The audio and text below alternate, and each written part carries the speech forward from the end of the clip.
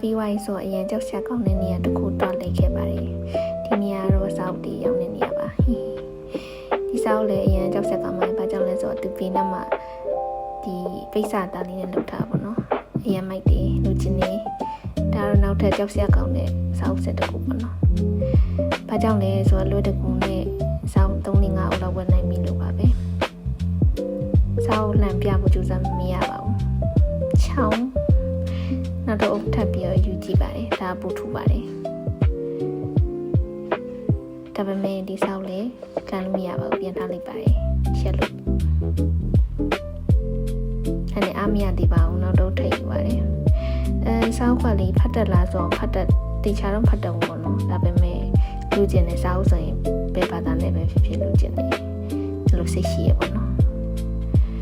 အဲ့နဲ့ဘေးကစောက်ကိုကြည့်တော့ကြည့်လိုက်ပါတယ်ခုနကတော့15ယူလို့ဆိုတော့ဘေးကစောက်ဆိုဘယ်လောက်လဲပေါ့နော်ဒီကောင်လေးအတူတူပဲဆိုတော့တိတ်မကွာဘူးအဲ့တော့စောက်ကြီးနဲ့စောက်ဒီပဲဟာပို့ပြီးတော့ဝယ်ရမလဲဆိုတော့စီးပွားရေးအမြင်နဲ့ကြည့်မိပေါ့နော်ဒါတော့နောက်ထပ်ကြောက်စရာကောင်းတဲ့စောက်စင်တစ်ခုပါဒါတော့ပုံမြင်စောက်ဒီပေါ့နော်ဒီစောက်လည်းရန်နာမည်ကြီးရယ်အရန်လို့ကျင်နေပေါ့နော်လမ်းကြည့်လိုက်တယ်ပြန်ပိတ်လိုက်ပါတယ်ပြန်ထားလိုက်တယ်ဘာကြောင့်လဲဆိုတော့တဲလာဖို့ကအဆင်မပြေဘူးပေါ့နော်အဲ့တော့မဖြစ်နိုင်တဲ့မင်းနဲ့ငါရဲ့ဇလန်လိုပဲပြန်ထားလိုက်ပါလိဒါလည်းနောက်ထပ်စောက်ပုံလေးပေါ့နော်အရင်ကြောက်စရာကောင်းတယ်ဒါကြောက်စရာကောင်းတဲ့ဆိုင်နာမည်ပါ